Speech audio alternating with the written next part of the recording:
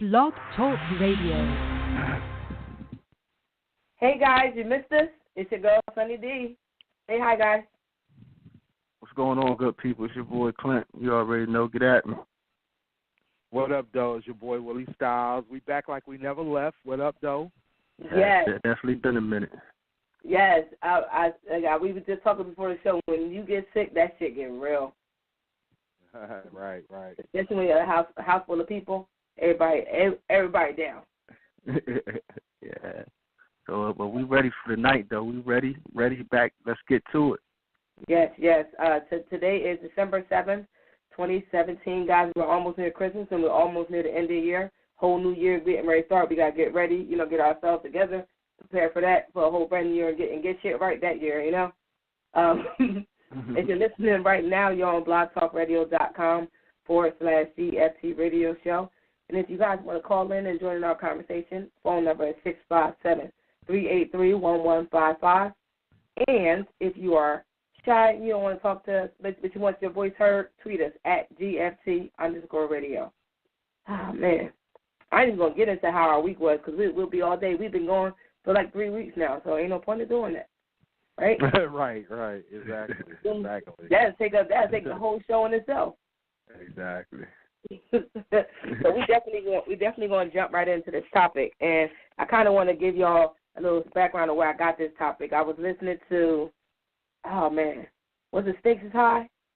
I'm not sure. It was one of them podcasts that I listened to, and they were talking about the incident with what's his name, Jesus Tyrese, and how he borrowed money from Will Smith and Jada, then he was taking jets and being dumb.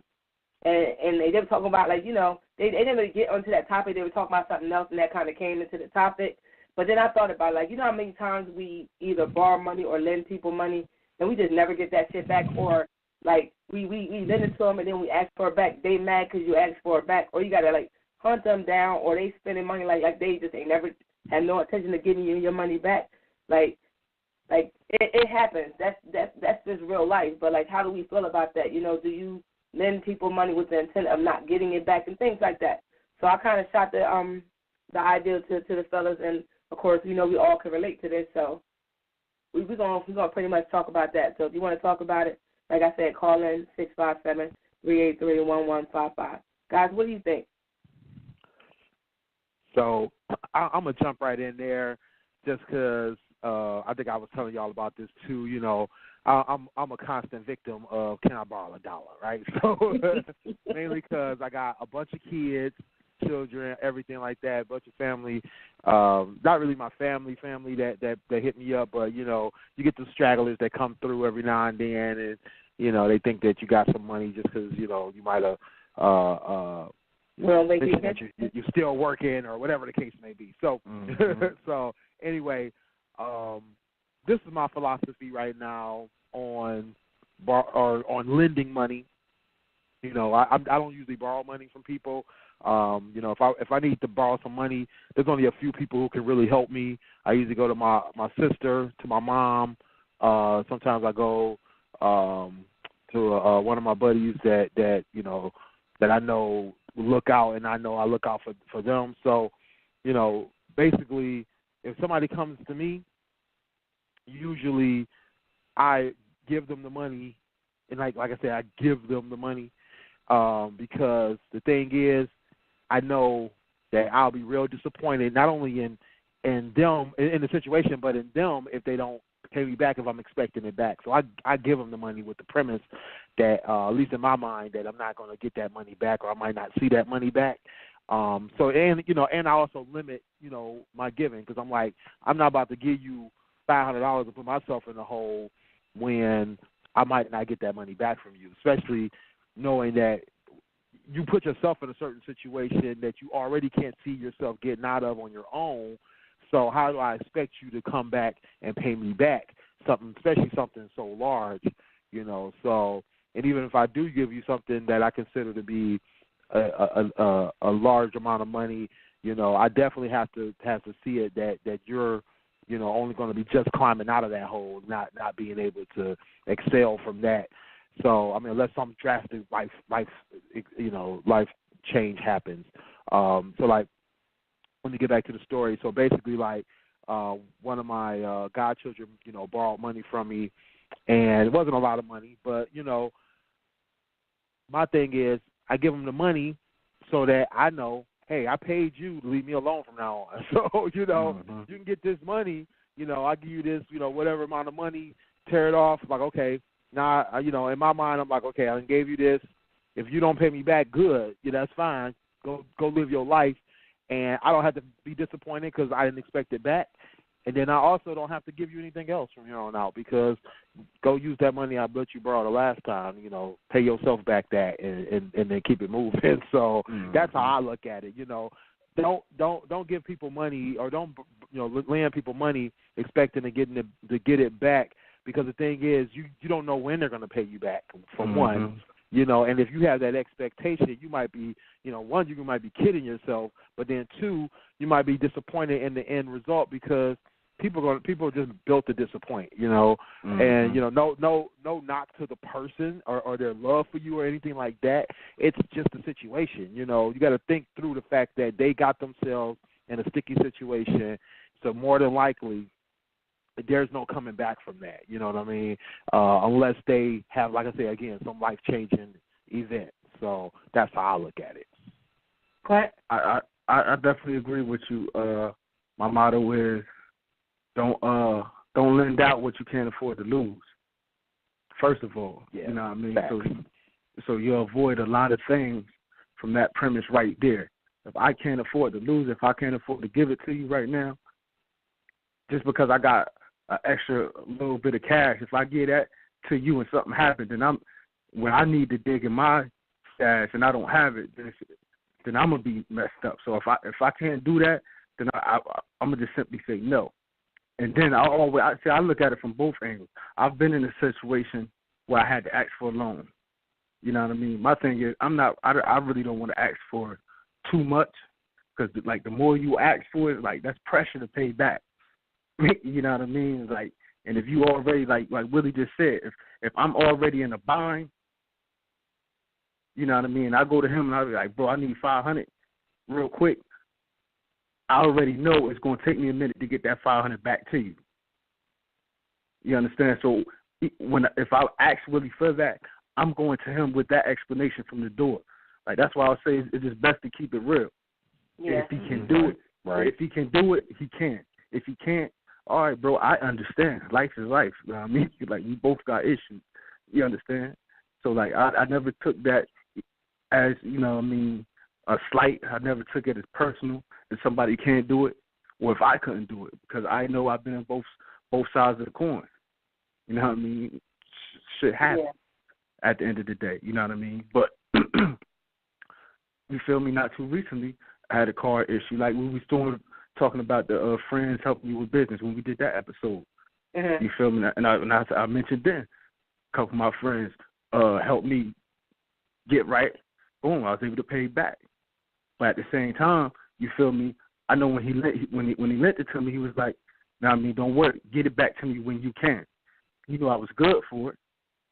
Yeah. You understand? So, but I wanted to get it back to him ASAP. Yeah. You feel me? Yeah. But on the flip side of that, you feel me? Same person saying, let him something. It wasn't even near as much. You feel me? It was just like something for that day. But, you know, I really ain't have it. But, you know, I know you're going to get it back to me within a day or two. Boom. You know what I mean? Same thing. You feel me? So, like, I really don't, like Willie said, it's best when you lend something, a certain amount of money, only do it, first of all, if you can afford to.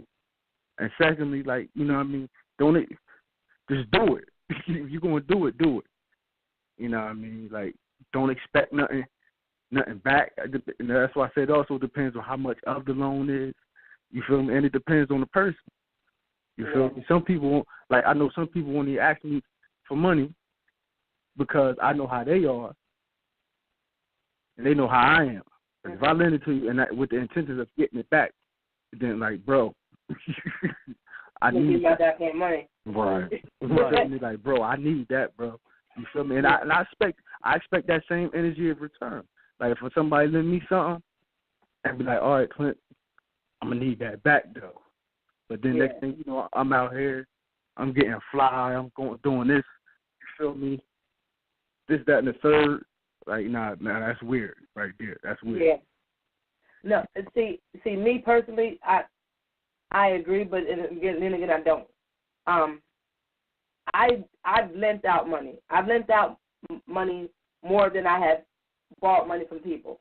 And now I'm the type of borrow. If I say like I'm like you, Clint. I don't like to ask for shit. If I ain't got it, I just figure some shit out. That's just me. I'll finagle some shit or my own shit and figure out how I can do it. But I'll do it. Now, if I have to ask, I really need it. But at the same time, if I'm asking you, I'm telling you. And like you said, it's always good to be up front. Yo, I got you next pay. And I'm that person that I'll hunt you down to give you your money back. But you tell me, nah, I'll come get it. I'm like, nah, bitch, no. Come get this shit because, like, I don't want to need it for, like, say if something happened and then all of a sudden I need that money that I'm supposed to give back to you. Like, I don't want those problems. So I just give it to you and be done with it. But I've lent out money. I've lent out now a couple of dollars. I'm not stressed about. I don't really care about that. I'm talking about when it gets to the hundreds and into the thousands. For me, if you ask me for money and you say, hey, Brad or Sonny, I need to borrow like $500 to pay my rent or pay XYZ, send me the information and I'll pay it. Mm-hmm. Cause like that's how I'm coming. Or you say I need money for groceries, you know. All right, like we gonna get a ride and we're gonna take you shopping. Cause like I want people like and it's weird. Maybe I shouldn't be like that. Like I don't want to know where the money's going. But if you say that, like I know a lot of people that I know that will ask you to borrow money and say it's for one thing and then it's not. And then they ask, like I have people that will ask me for a certain amount of money for something. I'll give it to them, and then I find out they ask somebody else for the same thing. But they told them they borrowed money from me for something else. It's just weird. So I don't lend everybody money, but I'll lend out money if I have it to give. Sometimes, like I said, you said sometimes the money you expect not to get back. But if I'm giving you a large amount that I know that I could have used it for me and my kids, no. First of all, I'm getting a promissory note. I'm going to give you a reasonable amount of time to pay me back. I've done it, and I'm telling you that if you don't, we're going to have a problem. And I'm never lending you. You can't ask me for shit after that because I don't have money to waste. You know, right. But I don't like those people that like I said in the thing. Like, don't be one of them people. Like, I don't like people that call you only when they need something. Like, I ain't hear from you all year. You gonna call me and ask me for what? No. Where you been at all year? I haven't even got a hello, a goodbye, show up at Thanksgiving, nothing. Right. Now all of a sudden you call me saying, hey yo, I need $300 for what? I haven't seen you all year. Yeah, I mean you touched on. Oh, go ahead, Clint. I'm sorry. No, my bad. It's just the last 2 points she made with the. I'm gonna touch the last one. See now, I be on the fence with that as far as like I got close friends. It depends on who it is. Yeah, like I got real close friends that we don't even speak every day. Because I know if I call you, you better let me borrow it. Yeah, like we don't speak every day. I got certain friends, like my circle is small. So I got certain people in my circle that I see practically every day. But then I got certain people in my circle that I don't see much at all sometimes. Mm-hmm. You feel me? Like, for instance, Jabril. Mm-hmm. You know what I mean? He lives in a whole other state. You know what I mean? So it's like he just got married, just had a baby, this, that, and the third. So it's like I'm not going to hear from him on a consistent basis. Mm-hmm. You understand? Right. So, but if he randomly just hit me up, be like, bro, you know what I mean? I need you. I need this, that, and the third. And if I got it, it's not, you know what I mean? It's not an issue. So, you said, it depends on who it is. Everybody don't get that. Yeah. Right. It's not a. It's definitely a selective. Yeah. Thing. Yeah. Mm-hmm. And then on the other note, it's like all that promissory note and man, I if I got to go through all of that to be secure with me lending you money, I'm just not going to do it. No, but see, in that situation, exactly. but I agree, but in that situation, it was a rent issue. It was paying back rent up to current. So I'm not talking about like a little piece of money. Like at this point, you're asking me for something that I have you know why I have it, and you ask me because you know I can give it to you. And it's at this point I'm paying like for your place to live. You know what I'm saying? So I need you, like I said, I'll give you a reasonable amount of time to pay me, but I'm not about to sit here and waste close to like $2,000 just to give somebody and not like and just let it be gone. Like I don't honestly I can't afford that. But you knew I had it at the time, and I had it for a reason. Like it was it was saving. So you know what I'm saying? So you know I had it, and it's like you asked me, and you know I'm not trying to see you out there like that. So I'm gonna give it to you, but I really need to make sure you're gonna give me my money back because I don't have it to give it to you. Like I didn't need it at that particular time. It was just saving money. You see what I'm saying? Yeah. So now you give it to my in case something happened to me. I need extra cash and I can't get it because I just gave it to you. So I need you to be like paying me on a weekly or monthly basis. That's the point, though. Right. That's the point. Like Right. if I can't afford it, if I know, if I'm that nervous and I'm that skeptical, like man, I can't take this loss. That was the first time. That was the first time of me lending money that I ever. That was the first time I lent somebody money and then money like that. Oof. Yeah. Yeah. So I was very cautious. I watched enough Judge Judy and to know.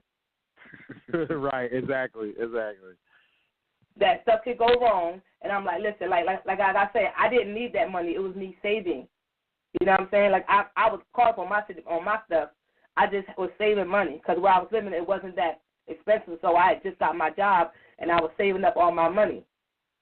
And it was like this person knew that, and they they didn't take advantage of me, but they took advantage of the situation and knew that I was at that point where I wasn't gonna let them be fucked up like that. You know what I'm saying? Mm-hmm. And then it was a struggle of me trying to get the money back. It was like I didn't bug you. Like a whole year went by, ain't here, boo boo. And I'm like, well, what? Like really? And I had to have a conversation. Like, really, you gonna do this? Like we too far for this. So it didn't go to court, but I just had to make sure I got my money. Right. So my thing is, and you made a bunch of good points, Sonny. Both of y'all did, but the point that you brought up about the oh shoot, now I'm trying to blank on what the point was. when you were talking about just before. The person asking you for money, but then telling you one reason that they need the money versus what they're actually going to do with the money. That's my number one thing that I don't want to hear. I don't want to hear what you're going to do with it because I'm going to be mad that you're like basically lying to me, right? That you don't tell me you need to pay a light bill and then your lights get cut out, and I finally never paid it. Like you finessing me for the money because of this. That's the thing is that you telling me one thing and you doing another thing. I learned that from my mom, right? Because this is one thing that I had to learn with her was you can't tell her what you doing with the money because she gonna come check. She gonna come verify and see what you doing with the money. She don't care if you gonna pay her back or not. I could say, yeah, Mom, I need $30 to put some gas in the car. She's not gonna go to the gas station to check. But she gonna try to find out how long did it take me to get to the gas station. She gonna try to find out what that's too much. Was that. She gonna find out. I mean, no, she gonna one way or another. She gonna find out. She gonna what are her methods? She gonna figure it out. But the thing is, let me go to the store and buy a bag of chips. She gonna be like, did you use about $30 for them chips? Why is about $30 being used for potatoes? I mean, she gonna find out. So. That's the thing is that, and so now I don't want to hear it like some people that have borrowed money from me recently in the last couple of years. I have to say couple of years because I don't lend money like that either. But the thing is that when they come to me, everybody got their sob story, right? Yeah. Everybody got their sob story. Everybody want to let you know why they need, why they need what they need and what they're gonna do with it because they do want to kind of. Affect empathy in you in order to get the money out of you, right? I understand that. But my thing is, I don't want to hear it because if I find out that you out in these streets and you going out or you hanging with your friends, I'm be like, why you hanging out on my $50? Or why you driving around when you supposed to be at the crib That's gas money. You didn't ask for gas money. You said you needed light bill money. Why you spending gas money when you're supposed to be paying light bill money? That's my problem with my son. Like, don't come asking me for money when you smoke, bruh. Go take that smoke money and pay your bills or pay your situations. You know what I'm saying? So my thing is I don't want to hear it. I don't care what your side story is. I don't want to know, because all you're going to do is enrage me about what you're doing with the money that you told me you was doing something else with. So that's my first thing. I don't even want to know. Well, here's the scenario. I was talking to a friend of mine, and they said that they went out with somebody to like a party or something. They had a good time, whatever. Next day, the person called them, "Hey, I need food to feed me and my kids." The person said, "Well, I don't have money, but I have a whole bunch of food in my refrigerator, and my child is not here all weekend, so I got some extra food. You can come get some of the stuff out the freezer, because like it's gonna go to waste." That person, like, they called them the next day, they never showed up. Then they saw them out again, and it's like, well, like, you outside, like, why are you outside clubbing? You just said you ain't had no food for you and your child. Like, what you doing? That people like that, you're not borrowing them from me. Exactly. Like, because I told you I didn't have it. I'm giving you something in place of it. You said you need food. Okay, I got food. Come over here. Right. Get some of this food. And that's the thing. It's like people like Clint said, people got to keep it real. Keep it real. Keep it 100 with me. If you just need money to live, just say you need money to live. Like, I mean, my godson got me one time with that one, because he was like, look, I just paid to get some gas. I also paid my rent. He's like, I just need to make it till payday. So if I can get $40, I'll be straight. Like, not that I'm doing anything special with it. I just want to make it. Whatever making it is. Oh, I know that all too well. Whatever it takes, I could, I was like, I have to respect that. I gave the boy $40. I gave it to him. I'm like, look, this is here. You could just have this 40. Keep it moving. He comes through and do stuff every now and then around the house. So I know he good for that. He good for chores and stuff. But the thing is that I think that people got to keep it 100. You got to keep it real and say, this is for a specific thing, and knowing that it's going to be taken care of, whatever. But like you said, don't tell me you getting light bill money and then I find out your light still got cut off because you didn't use the money for that. You used the money for something else. Don't tell me, and don't even come to me and say, oh, well, I had to prioritize. I don't care. You told me my money was going to light bills. Why is your lights off? So I don't care if you was paying rent. I don't care if you was paying back your baby mama. I don't care what it is. You money for this specific purpose. It was earmarked for this. I'm like the SEC. You told me one thing, you did another. You're getting fined. So, but then the other thing is that like Clint said with the whole promissory note thing and the whole double checking, the IOUs, all that kind of stuff. If I got to go through that with you, you not getting nothing from me. I'm a stingy person anyway. I give money to people who I feel like I have to, not have to, but that I have an obligation to, or that I feel like I just want to do for. I got people in my circle or in my life that I want to do things for, and so I'm willing to give them, or I'm willing to do for them when I can do for them. And then there's people who are in my life that like I had a cousin. I see this cousin like every so often, like not even, but I appreciate her situation. I appreciate what she's going through. And, she hit me up one day at a request, and it was reasonable to me. I mean, what she asked for and what she did give me the sob story, but what she was trying to do, I'm like, whatever, just tell me what you need. And I know she had just had a baby. She's like, I just need this to get this other thing taken care of, blah, blah, blah.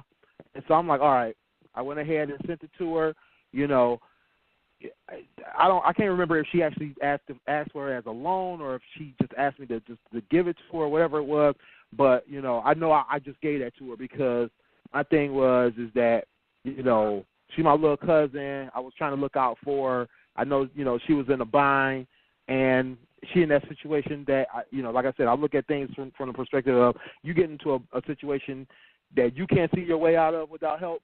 there's no way you can help me back and give me my stuff back. So I can't expect it, right? So it's my donation, you know. And that's the thing, you know. I forgot who said it, but somebody said charity starts at home, right? So I do a lot of charity work between my friends, my family, my people. You know, my thing is, if I can help you out that way, then that's my charity for the week or my charity for the month. You know, is that I'm gonna give you this so you can make it. You know, I'm gonna give you this so you can go do what you got to do. You know, like my godson said, I need to be able to live. Here's some living money. You know, so you know, I look at it from that perspective because I can't deal with people that I can't trust. You know what I'm saying? That's when you got to get a promissory note. That's telling you right there you don't trust that person. You know, or like you said, you know that there's going to be problems or there's going to be issues. I don't want to deal with that. I'm not about to give you no money if I got to go through all that. You know, or I'm not about to lend you money. I'm just going. If I feel it in my heart, you know, if the spirit moves me to give it to you, then I'll do that. Other than that, it's a wrap. So I can't hold a stack to the first of the month. Is what you said. No, that's a no for me. That's a no for me, dog. Exactly. I just feel like the point that you brought up about now I had a brain freeze. I want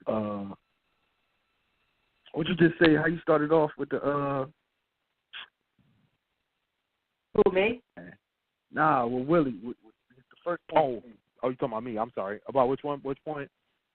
The first point you just made that you wanted to piggyback off her because I wanted to piggyback off that too. About needing the explanation or get the explanation. Yeah. Maybe something else. Yeah. Exactly.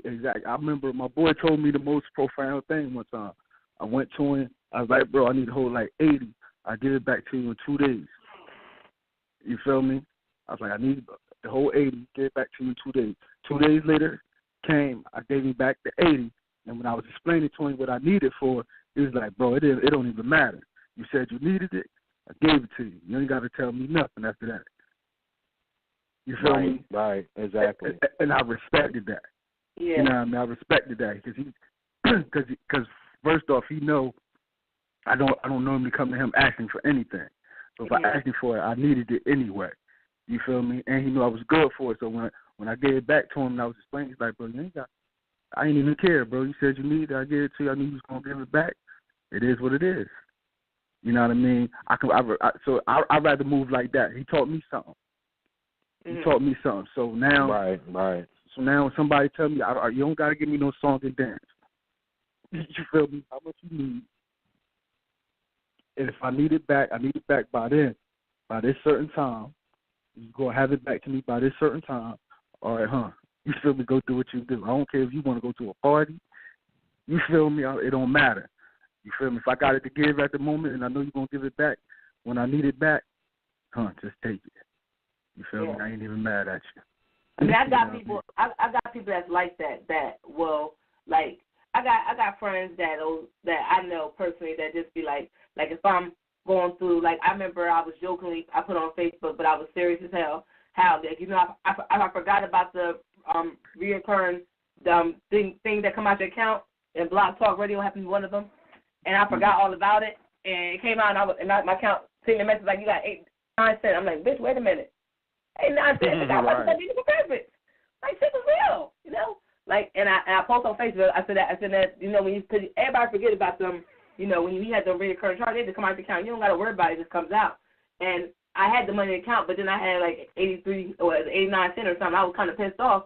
And I put it on Facebook, but it was like I was laughing about it. And I remember somebody hit me up and was like, oh, you need money to make it? I'm like, no, I only got to make it till Thursday. Like, everything, like my bills paid, you know, like I got food in my house, so I'm good. Like, I'll make lunch. It's not that serious, you know. But I did thank them because people know, people know the type of people that they keep, the company they keep. So you know if somebody comes to you or somebody, if I was to say to somebody that I'm cool with, like, yo, I really need you to look me out for this situation like that, they know me enough to know that I'm not, like, I don't play them type of games, like, because I know how I feel if I lend somebody money and then they act like they ain't, like, I ain't never, like, you know, just act like they ain't even just borrow money from me, or, you know, or borrow a certain type amount of money from me and they just really not trying to pay me back type of situation. So, like I said, in some situations you get them people that actually care and like a loan you $20 till you get paid. I had people like that.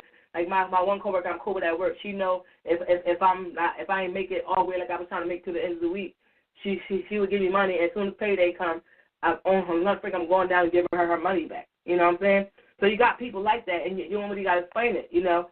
But I just think it's like with the people that I like more often than not, the people that ask me to borrow money, they tell me the whole sob story, and maybe I should be cautious and not lend money to them because it's always something with them. They are the same people that always ask me for money, and it's like if I don't have it, they're like, oh, you don't have it? Like they shocked that I don't have it. Like no, I really don't. Right. And then I told one person in particular. Like I haven't heard from them in a while. Like we fly, family and everything, and they cool. Like I love them to death. I'll do anything I can for them. But I started noticing pattern. I've never heard from them. Like you talking about somebody was in my house all the time to the point where like when I went home, he was at my house.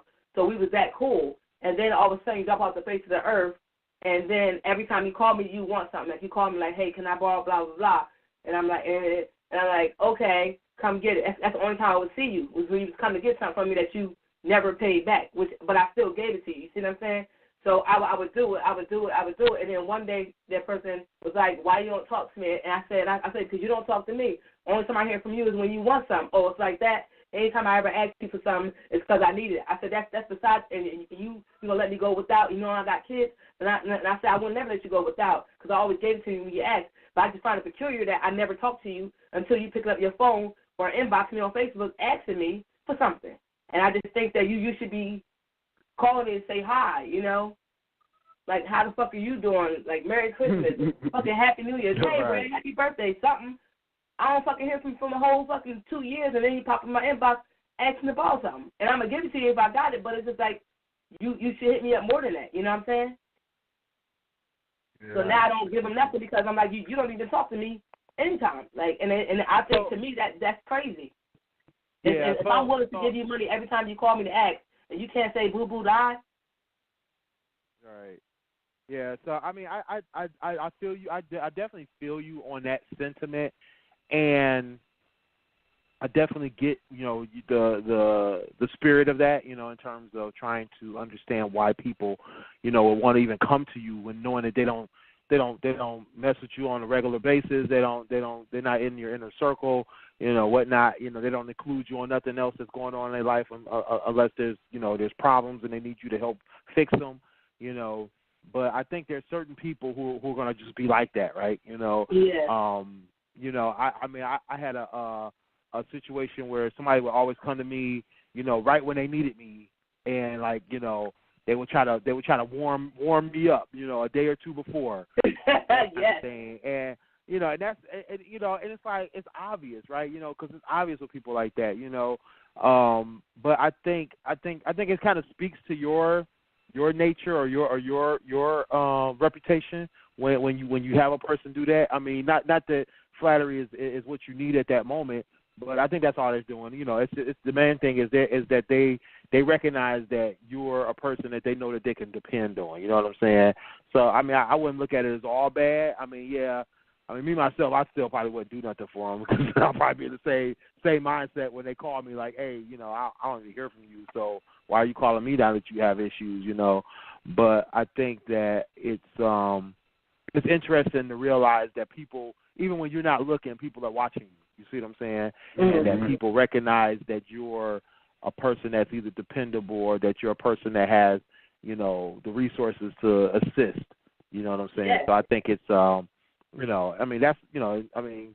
I hope you put some money to get belly out, and you can't even fucking say Merry Christmas. Nothing. I mean, you better than me anyway, because I mean, besides my mama and my sister, I ain't never loaned somebody more than $100 before. So you better than me, because I'll be like, bruh, like, look, a lot of money to me in the lending tree is anything over $40. Like I'm willing to donate $40.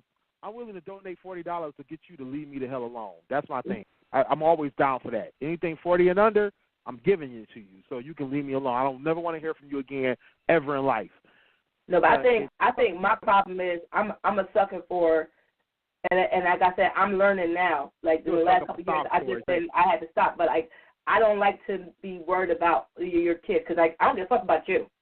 Like you just ain't got the shit together. I'm more worried about your children. Forget their kids. Their kids gonna go. Their kids gonna live. I promise. Their kids gonna live. That's why they got two parents. Let them be great with their two parents. They'll figure it out. Yeah.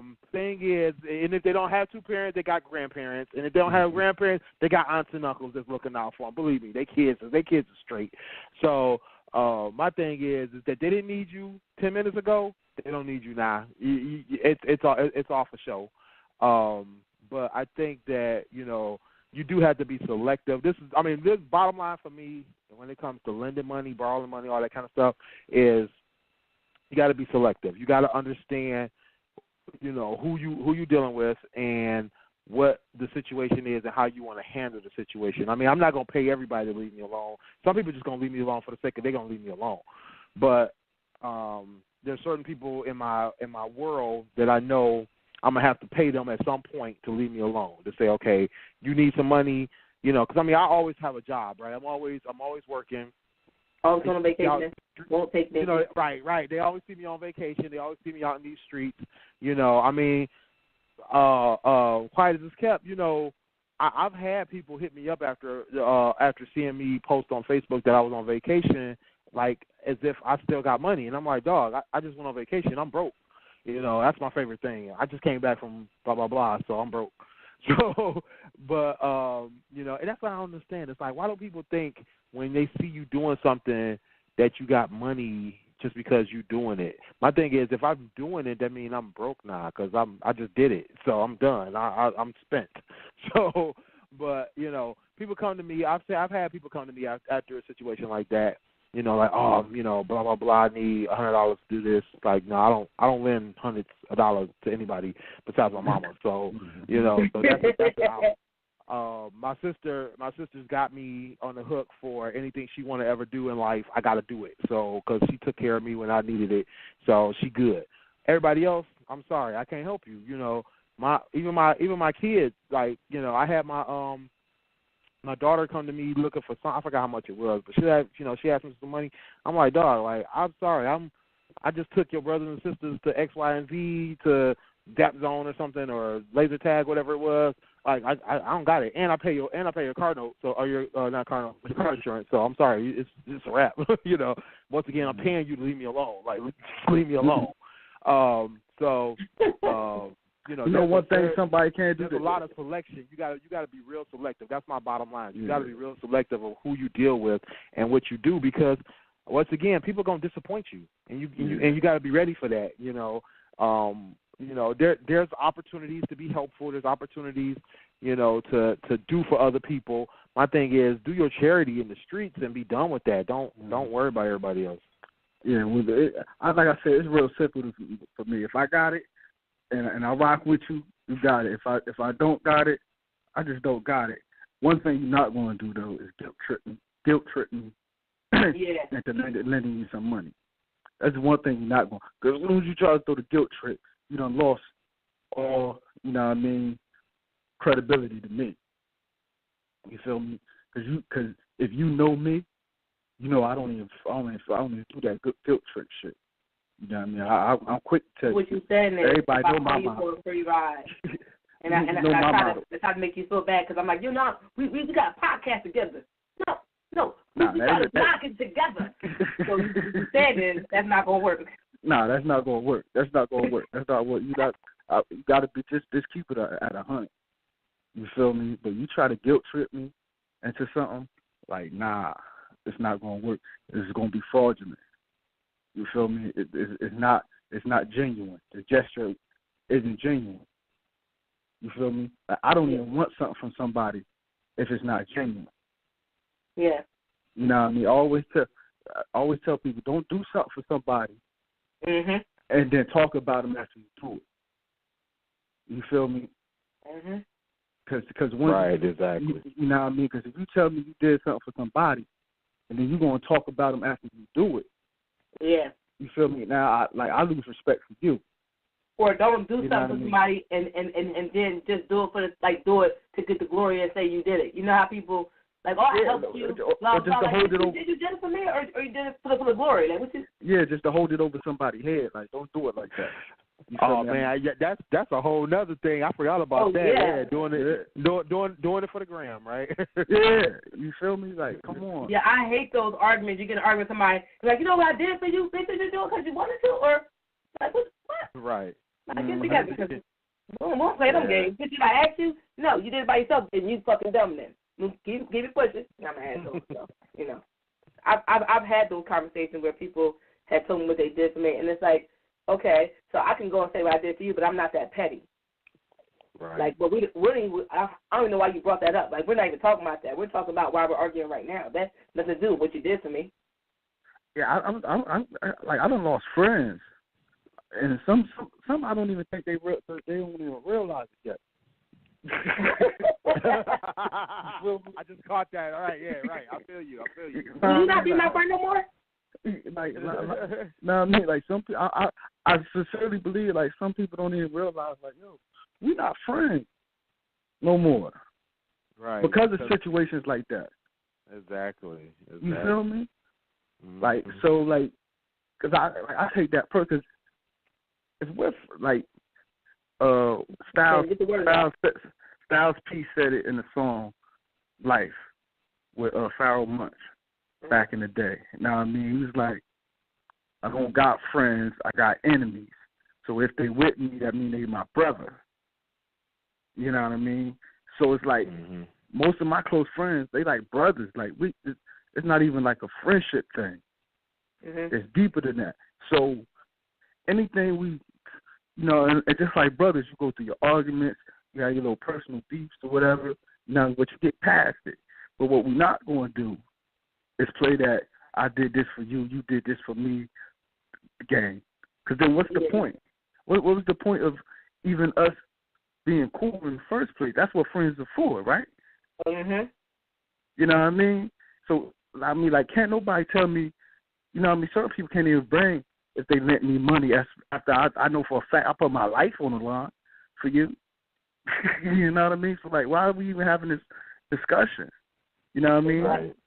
Like that, like, come on! I got friends put their life on the line for me. So, like, what do I really have to hold over their head? You know what I mean? Like, that's whack to me. That's not even real friendship. Exactly. You know? I learned that the hard way. You know what I mean? So it's like I completely, I cut you off. I won't talk to you no more. You feel me? You don't deserve an explanation. Nothing from me. Once we get into that realm, when you want to hold something, you know what I mean? Like, nah, bro. Like, all right, well then, if it's like that, or female, it's not just my boys, it's females too. Like, you know what? All right, I'm gonna show you. You feel me? Like, I don't need you.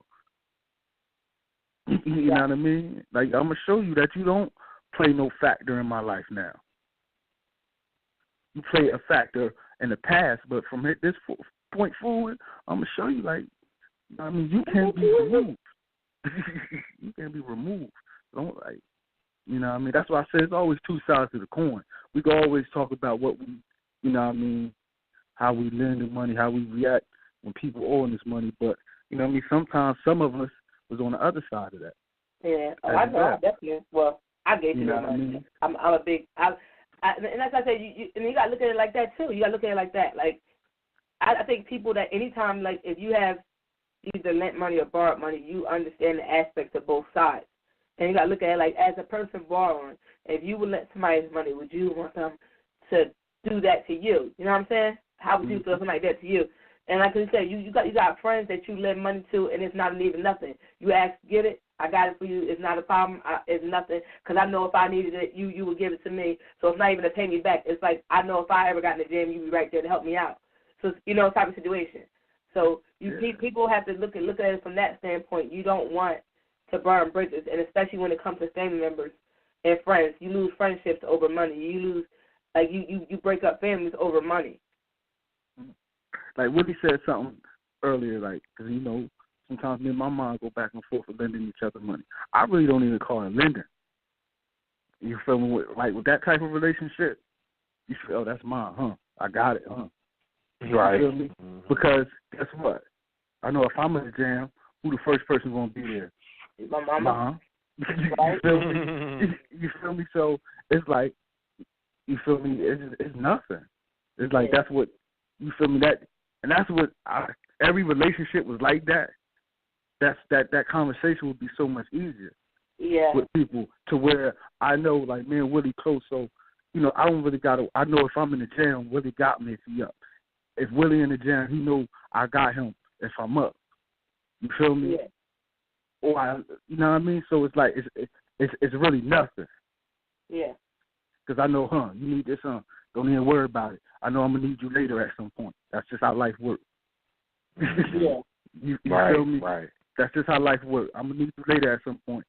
Just come through for me as best as you can. Yeah. You feel me? It ain't even about holding nothing. It's just, you know, that's how it is. That's just how it goes. Yeah. Exactly. Right, I mean, exactly. And that's what the true meaning of friendship is. Caring about that you don't want to see each other in a situation.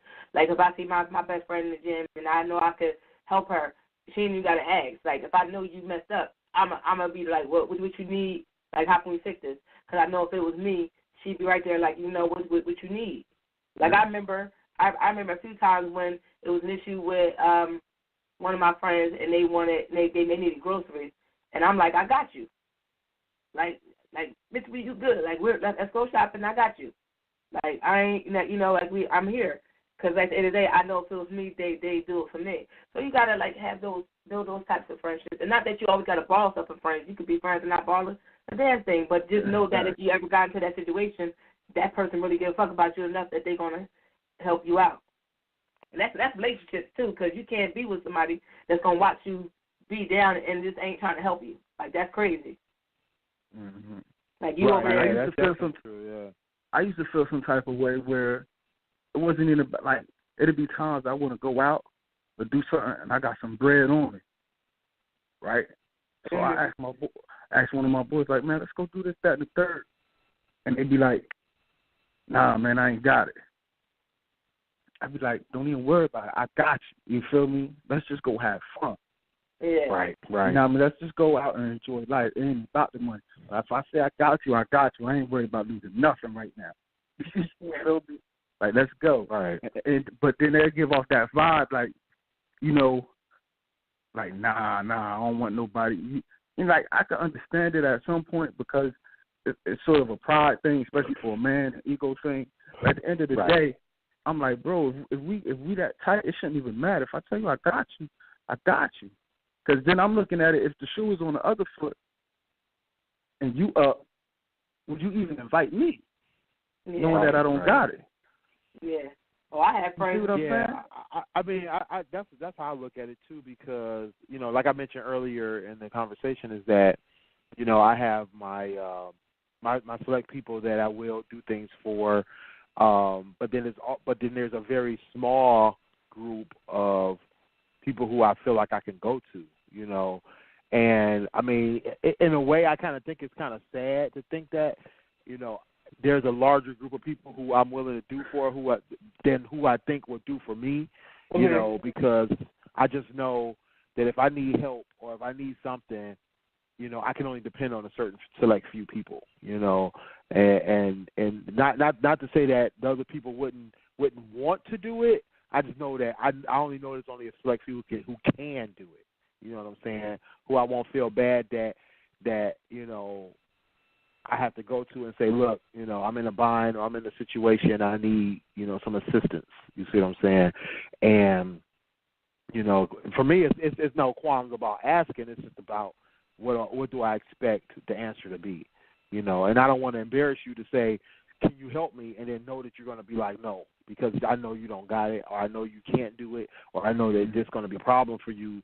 Because, I mean, really for me, I mean, I'm not the kind of person that's going to need $30 to make it to payday. I mean, sometimes maybe, but that's not a huge deal for me, you know. But when I need something, I'm gonna need something, and it's gonna be a lot meatier than that. You know what I'm saying? I'm gonna need some real money. I'm gonna need some Sunny style money. Why you say what? I'm gonna need I'm gonna need a rent. I'm gonna need a rent bill paid. I'm gonna need some light bills paid, something like that. If I really need to get by, and I'm coming to ask you for something, and to look at it that I know there's only a select few people who will be able to get me out that bind. You know what I'm saying? It's. I mean, I sometimes I have to take a step back and look at it like, damn, it's kind of messed up in a way, but that's life, Mm-hmm. And I've accepted life as that, I mean, I don't condemn these people because of the fact that they don't have it like that. I don't expect you to have it like that. I don't need you to have it like that to be my friend or to be my family or to be my people. I don't judge people on their monetary income. I don't judge them on their situations. I don't judge them on their ability to do certain things. Like Clint said, sometimes people just they may find themselves in a situation, and sometimes you just might need to be there for them, right? If you're going out and you having fun, you like, hey, like I had a boy that was like that one day. I mean, we was having a fellas night, and I'm like, let's go hang out. Once you come through for the fellas night, and he was like, oh, blah, I gotta do X, Y, and Z. I knew it. Bottom line, it came out to he didn't have it like that. To go hang out. I'm like, dog, don't worry about it. We going to hang out. Me and you, we gonna do this. Don't worry about it. I got you. Mm-hmm. So. And for guys, it's a pride thing. Sometimes we look at it like, we supposed to be the breadwinners in our families. We're supposed to be doing it for our situations and our people. So you don't always feel comfortable having somebody do something for you all the time. But the thing is that you got to lend that hand to another brother sometime and say, look, especially in a situation like that where you're like, look, it's time to release some stress. It's time for us to have a good time and just go, forget about our day to day. You see what I'm saying? And I know I got it right now, so I got you. Because I would hope and I would think that you would do the same for me. The next time when I don't have it. And we'll be able to still, go ball out and go have a good time. We don't have to ball out. We just got to go have a good time. Just have me that, so that I can go have a good time. I have to think about that I got these other situations in the back of my mind that I got to deal with. So I think it's, and it's that kind of relationship that you got to have with your people, And if you don't have that kind of relationship with your people, then, you might need new people. That's exactly. You got to think about it like that. Exactly. And I think that a lot of people don't realize. I mean, I'm venturing off into a whole new subject when saying this, but sometimes people got to reevaluate who their real friends are, who their real people are in their circle, and what your circle is really about. To say that you have a small circle, but not have a circle you can depend on is a problem. You know what I'm saying? And not that they have to be there for you monetarily. There's certain things you need to depend on people for in certain situations. I mean, I got in my circle, I got people who I can say if I need a reference to a service or a situation or something that I need to get handled, I know I got a person that's going to know who to call. It may not be them, but it may be somebody they know or somebody they can hook me up with. If I need, to be able to make it financially, I know I got a certain person in my circle that can handle that. If I know I need to go somewhere or do something, I know somebody that may know something about that and be able to point me in the right direction to get me there. Whatever the case may be, or I might be the person, I'm that person that when people need, help trying to figure something out, they call me, So we all got our roles and responsibilities within our circle, and you got to look at your circle and see who has the roles and responsibilities. And if you're missing something, or if there's somebody in your circle that you realize they're not really holding up their end of the bargain and you can't depend on them to do something, you might need to cut them out that circle or not consider them in your circle, rather, because the thing is, you don't have to cut them out your life, but you got to realize they're not in your circle, because the thing is that your circle should be an evolving thing. It needs to be something that lives, and it needs to be something that's, adaptable. And the thing is that's that life. you realize that's life. Exactly, that's life. And we all gonna get in a situation at some point. I mean, I mentioned that in the pre-show. Is that I'm in a situation right now, and I don't think I'm in a bind, but I know I'm in a situation right now that I need people, and I need to be able to go to certain people in my circle and say, look, I need you to hook me up with something. I need you to get me through this because, I'm not about to do this by myself. One, I shouldn't have to. One, I shouldn't have to. Two, I probably can't because I need that assistance. That's what your network is for. People talk about this in corporate America all the time. You got to have your network. I mean, we're a black show, so we can say this like this: white folks got their network together. They will get their network together, and they will have their shit together. So we got to do the same thing. We got to look at it like this: like, you got to have that friend who will get you hooked up with that next job. You got to have that friend that will get you hooked up with that next, house. You got to have that friend that's going to get you that next $500 that you need to get. Whatever the case may be, you got to have friends, people, associates, whatever the case in your circle that can do these things for you, and be that somebody to somebody else that can do certain things. You know what I'm saying? If you don't have that, you need to refigure out your life. Bottom line, hands down. Willie is 100% correct. You know what I mean? Now, you got to reevaluate yourself, your circle.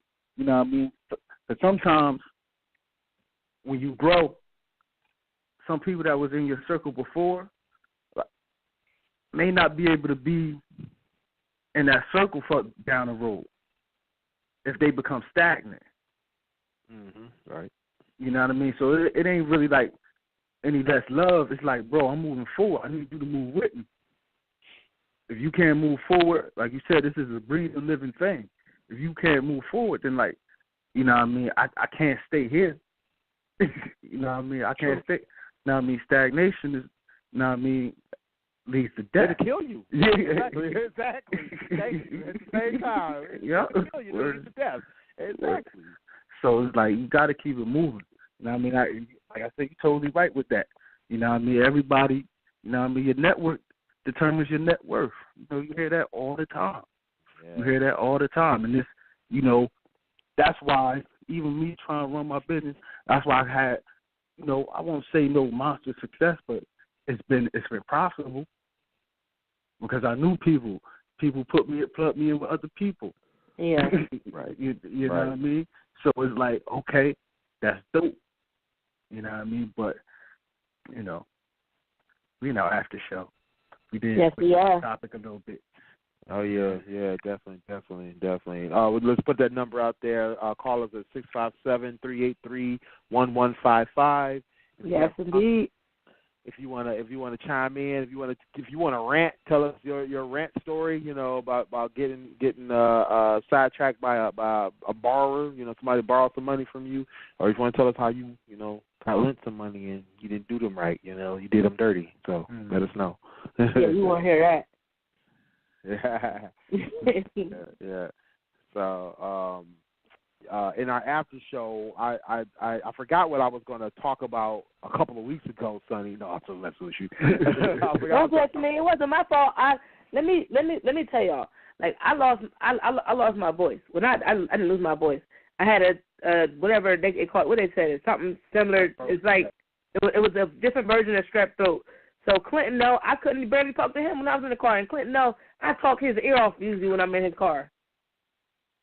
Yeah, she was. He was taking to the doctor's appointment. I couldn't even fucking talk. Oh man, terrible. That's you remember that topic you wanted to touch on, though, Willie? Yeah, I don't remember the topic I want to touch on back then, but I saw something. I saw something this morning, or was it last night? Whatever it was, I saw something on the news that it made me think. Right? Okay, so I read about this situation in Capitol Hill. Most of you probably heard about this, or hopefully you've heard about this if you follow any of the news in Capitol Hill. Basically, Senator Al Green, I believe he's a senator out of Texas, had, a few months ago stated that he was going to bring articles of impeachment to Commander Cheeto.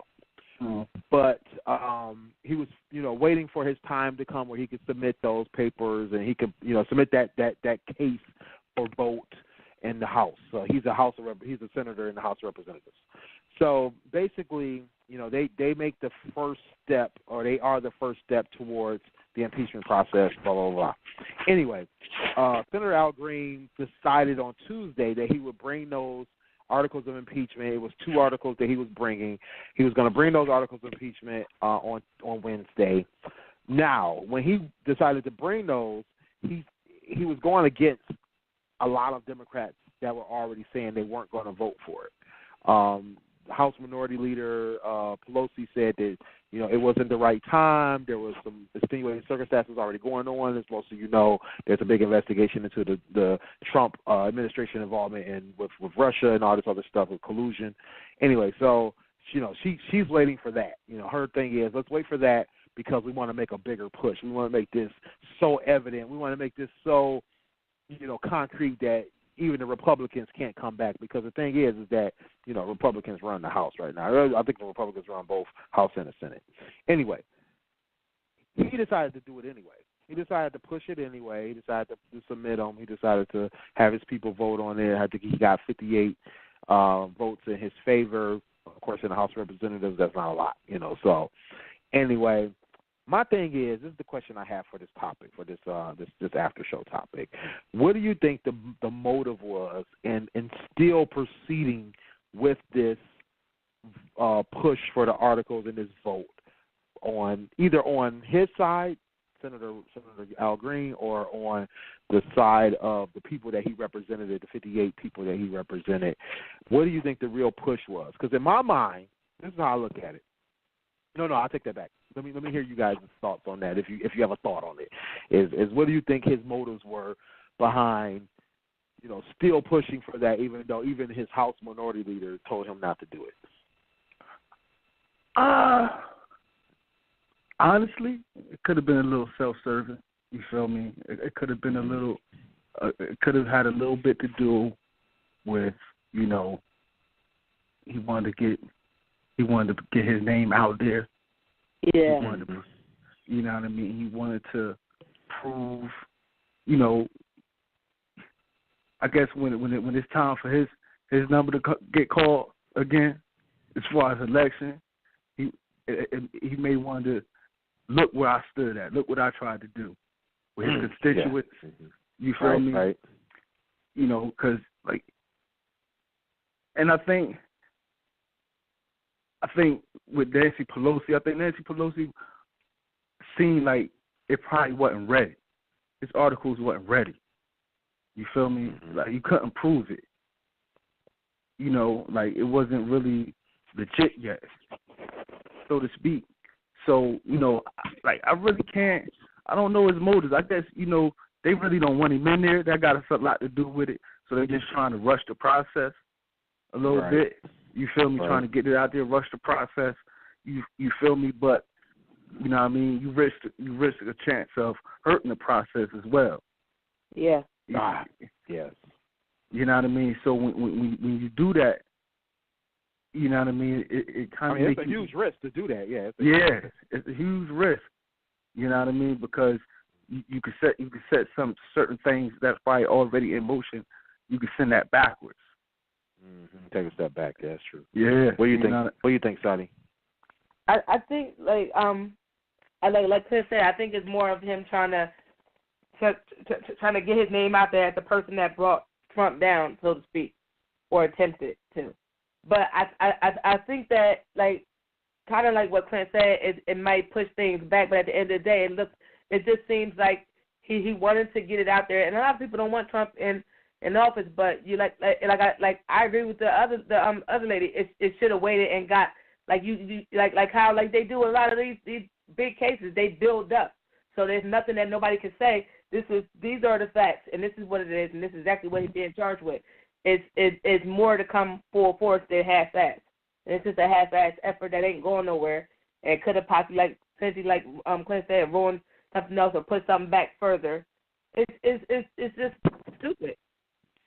Yeah. You look at all the other attempts during the election, and people try to get Trump out of there. They went and brought about him grabbing the girls by the pussy. All this stuff they brought up about this guy and about him not paying his taxes and also that. It did nothing. He still got voted in.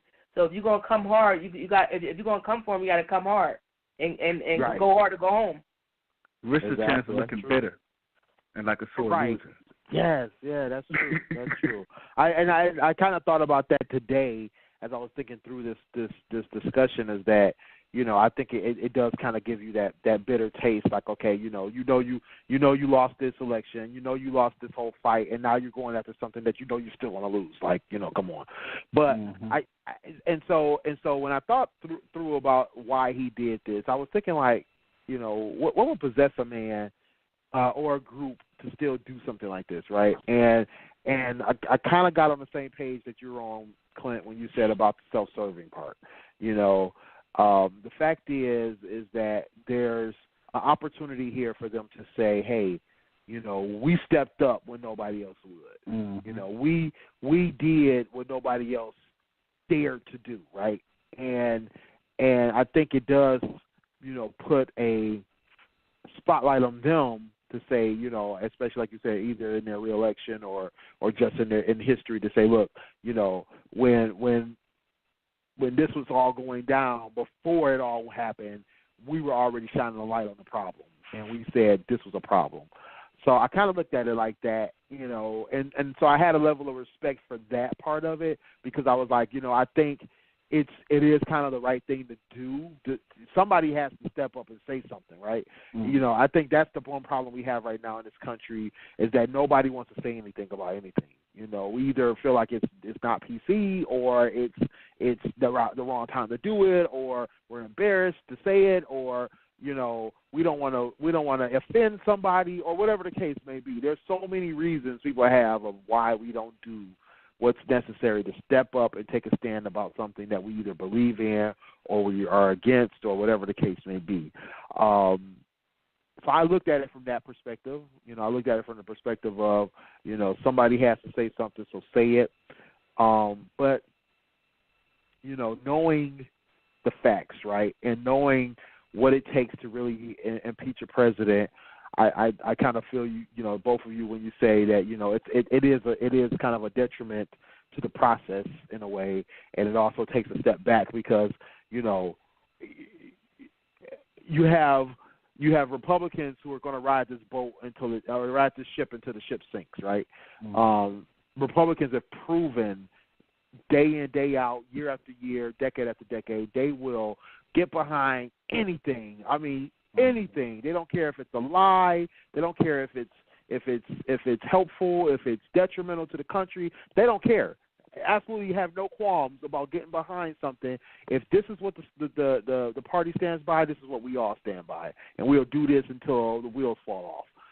So for Democrats, because Democrats are just like black people. We don't get behind each other on anything. We don't help each other with anything, and we also don't support each other in anything. So if you're gonna say the case, you better state the best case you can if you want any kind of help at all. Exactly. So the Democrats are like that, and you gotta have all your stuff together in order for any of them to get on the bandwagon and join in.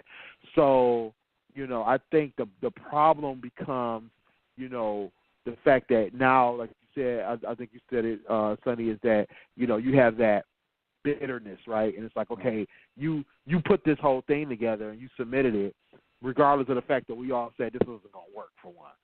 Two, you sound like a sore loser, and now this is something that the other party's going to use against them and say, well, y'all just will just submit anything just for the sake of submitting it, and Trump going on a Twitter war?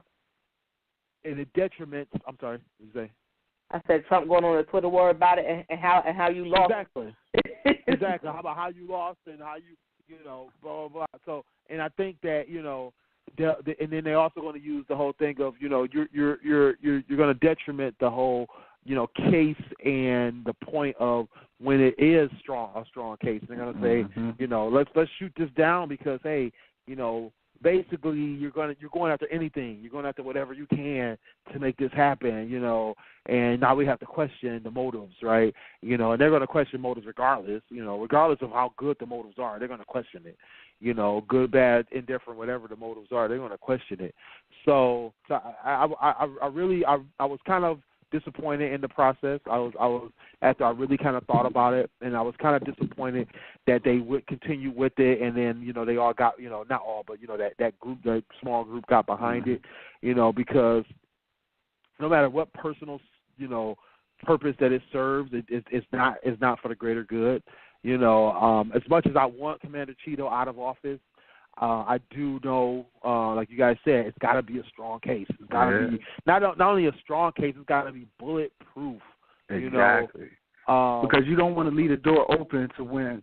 See, now you do this, right? They do that. They want to be petty and do that, right? Because basically, let's be honest, that's what they was doing. They was just being petty at this point. You feel me? That's what Nancy Pelosi was basically saying. Like, that's a petty argument y'all bringing to the table. So now, when the Republicans feel like the situation is reversed, like you just said, Willie, they stick together. Mm-hmm. So when they get petty, it's a whole different type of pettiness because they all in line. Right, they all in line, right? It's a whole level of, man, this is the biggest shade. It's a whole other level of petty. Right. You feel me? You cheat on your girlfriend and now she being hella petty by just doing this dumbest shit that don't make no goddamn sense. She doing a sex tape with a gangbang. You like, wait a minute, like, hold on, I only have one girl. Like, no, it's time to line them up. 50 niggas at one time. Like, hey, what's left? Like, yeah, we doing. No, this, y'all seen the movie? What's the movie with the election with the Will Ferrell and that guy that was doing the election? And then he ended up fucking that dude's wife because he was mad. Yeah, the election. Like, that's... Yeah, it was called the election, Yeah.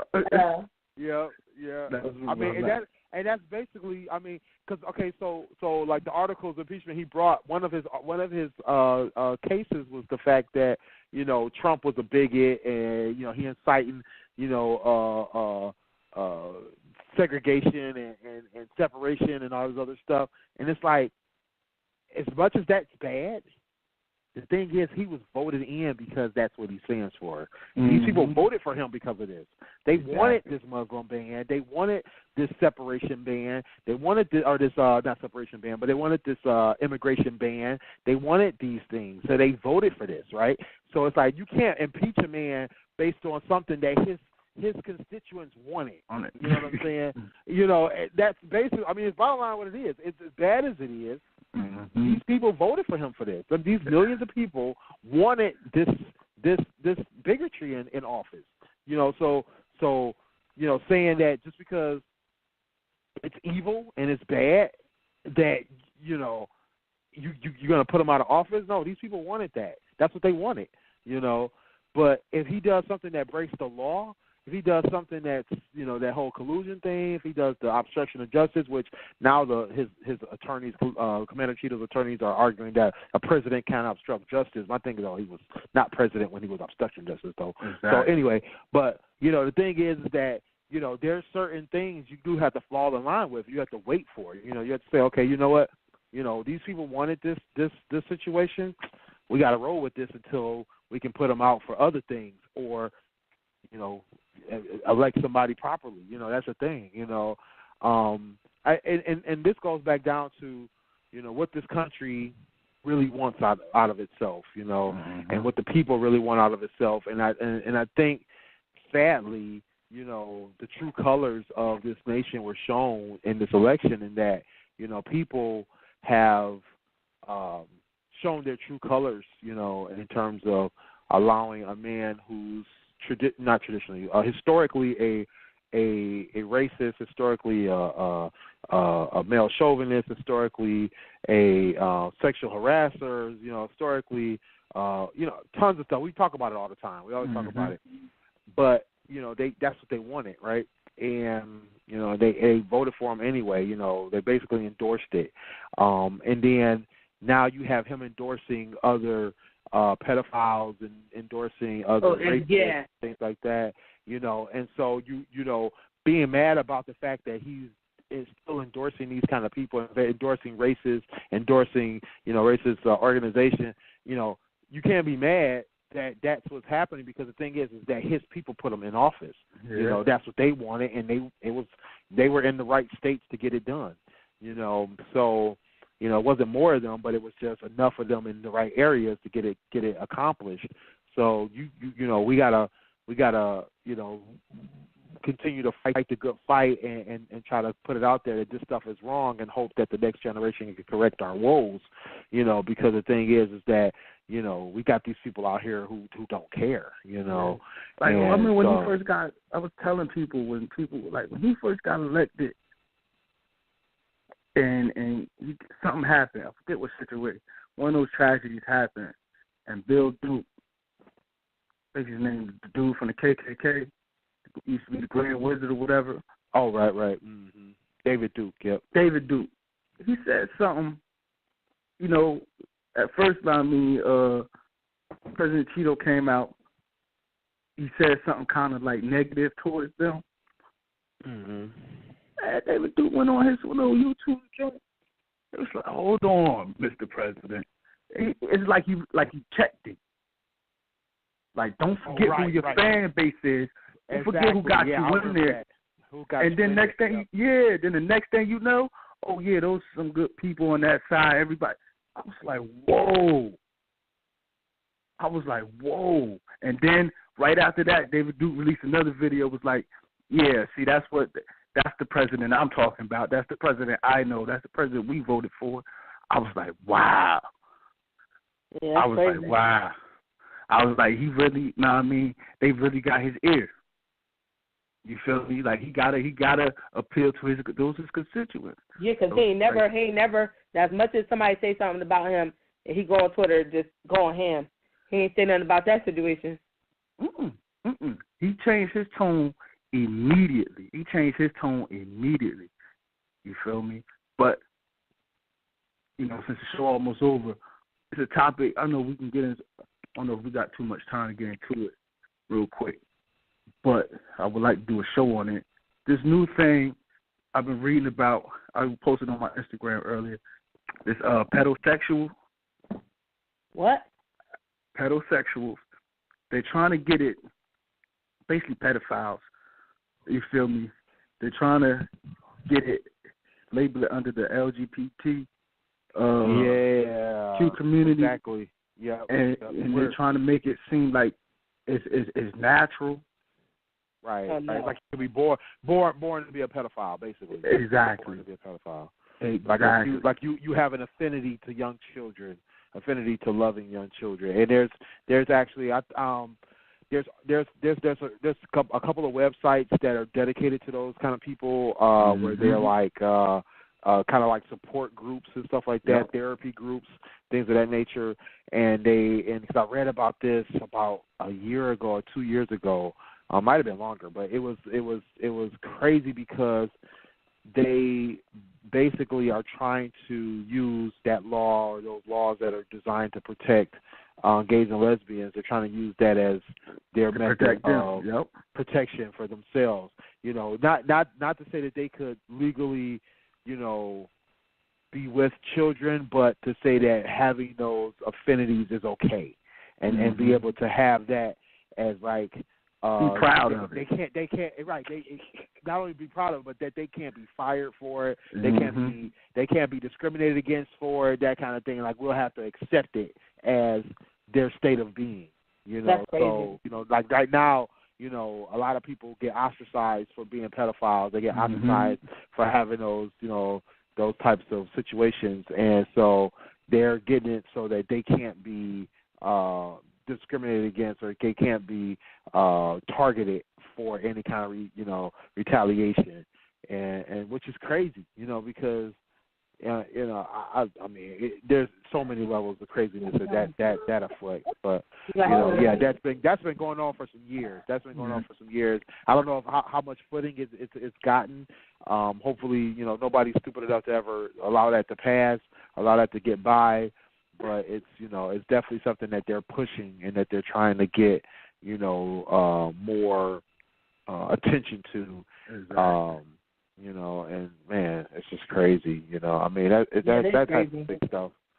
You know, I mean it's like people will do anything to try to get their way, you know.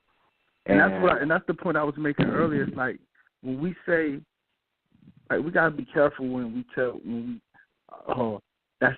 let people live how they want to live.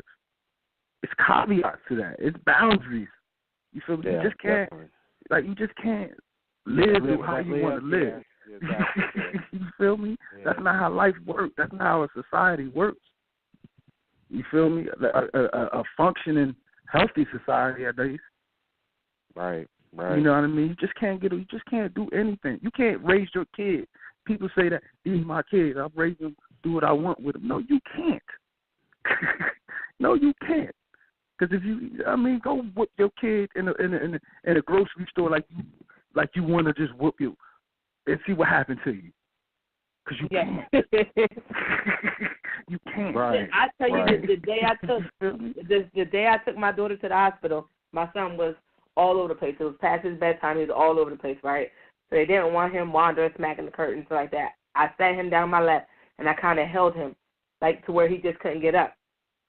And it wasn't hard like that, whatever. He was hollering. Do you know when people came and had security back there? And I'm like, y'all want him to run or not? Like, what y'all want to do? Because if he's running, y'all looking at me. If I got him sitting here so he can't run, y'all won't have to be worried about it. You like, what you want me to do? They think you'd be abusing your child. It's like certain things like that right there. In any society that I want to live in, that I know I would have to move out of this country, or you're just gonna have to kill me. So I can't live in this society where that's accepted. You feel me? Pedophilia. Like, I just can't. Where we not try to, those people aren't to be ostracized or shunned down or shunned upon. Like, are you serious? Yeah, that's crazy. Like that's crazy to me. You feel me? That's why I feel like everybody isn't equal. There are people. When people be like, "Oh, you're not better than nobody else." Yeah, yes, you are. Like, yes, you are. Like, who told you that? Don't believe that. There are people that are better than other people. You feel me? And then that's unacceptable. That's not normal. You feel me? I don't respect that at all. You feel me? And everything is, let these people live, try to get their life until it happens to your daughter or your son. Mm-hmm. Right. Exactly. You'd be the first one out for blood. You know what I mean? So, like, exactly. Like, miss me with that. Miss me like this. It's like we letting too much. I don't even understand how this would even be allowed to become a discussion. Yeah. Right. Exactly. That's what's frustrating me. Yeah. I mean, I think what really is sad to me is that there's even medical professionals being involved in the discussion and trying to allow this kind of thing to be brought in front of people. It's like, look, you know better than anybody else. This is not right. It ain't nothing natural about it. Don't entertain this craziness. Keep it moving with this. No, it's not. We're not about to go through this. We're not about to do this. Because you come for my kid, I'm coming for your kid. I'm sorry. It's the bottom line, hands down. We're gonna have problems. And it's just too much out here, and these people out here they need to get themselves together. It's not acceptable. We're not gonna even have this discussion. And they started nothing but problems. Exactly. Yeah, we had discussion a while back. Not this particular discussion, but we talked about how they like trying to make us accept everything. Like the gender, when they was going to switch the what was it, Target? I was going to switch the clothes and not make the boy clothes separate from the girl's clothes and all stuff like that, whatever. And it's like you're like trying to make everybody neutral. And it's like we shouldn't have to change all this stuff for everyone else. They should be able to go in the store and shop and buy whatever the fuck they want to buy. That's fine. But we shouldn't. Like, everything should have to change just for these to appease every. You know what I'm saying? Right. Years, so they know if they want to buy girls' clothes and they're a man, or women's clothes and they're a man, go shop in the women's section and get the clothes. You shouldn't be embarrassed because you feel like you are a female. Go shop in the female section with the rest of the females and keep it pushing. We need to get this kumbaya theory out of our heads. First of all. Right. That's what it is. It's like everybody think everything's supposed to be all peaceful and everything we all supposed to live in harmony and I'm sorry to burst your bubble, but you feel me? There's always been a yin and a yang. There's always been a good and a bad.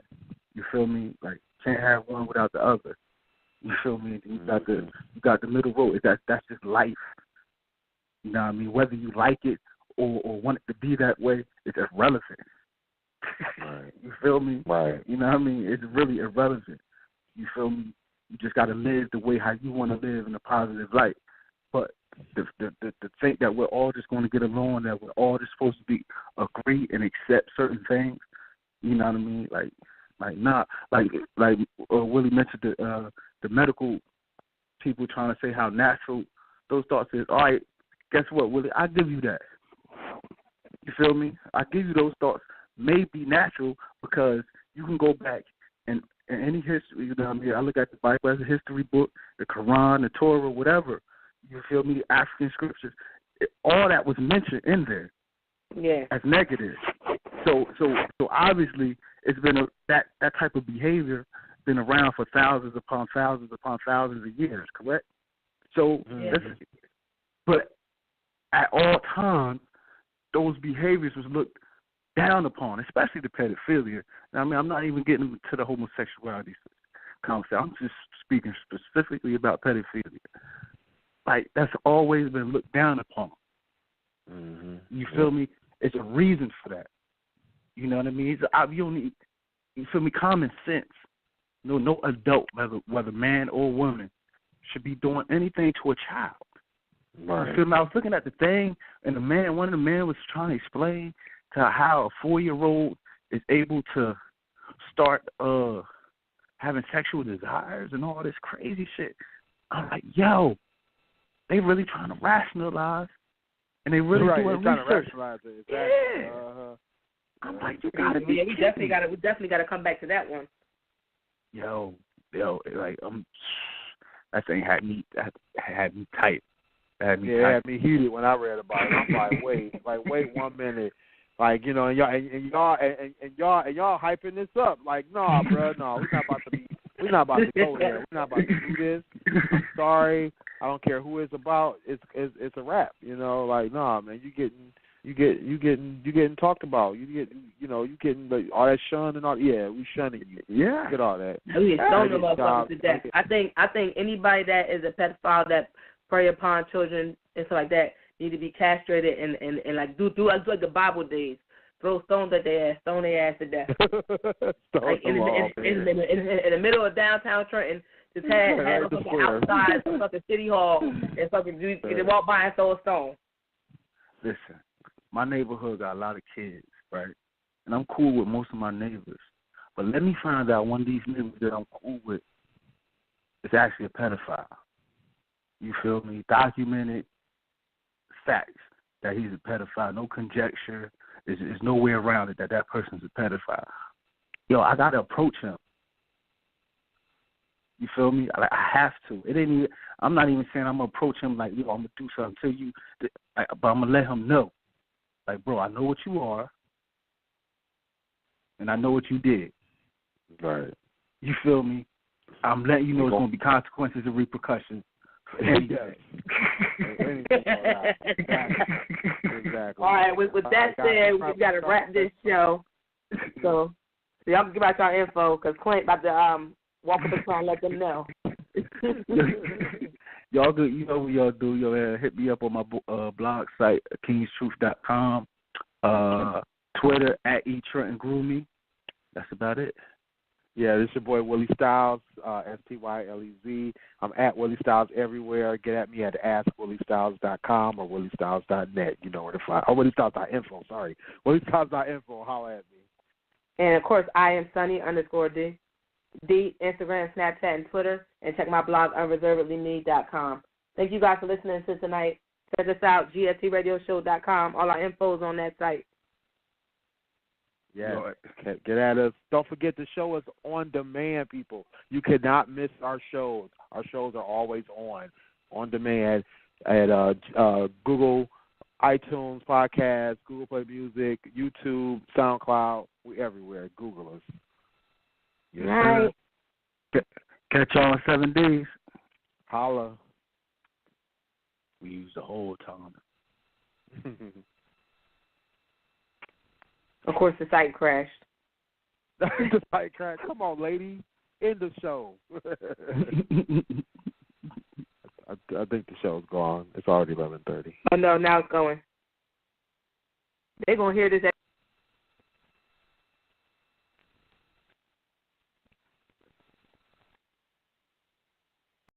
Long live joy. With great deals to close out the year on Ram 1500 at the Ram Big Finish event. It's the time of year we celebrate the joy of being with our families and communities. And the perfect time to have Ram 1500's available class-exclusive four-corner air suspension, which gives you the ability to raise or lower the truck with the push of a button. Hurry in today to the Ram Big Finish event. Class based on light-duty pickups. Ram is a registered trademark of FCA US LLC.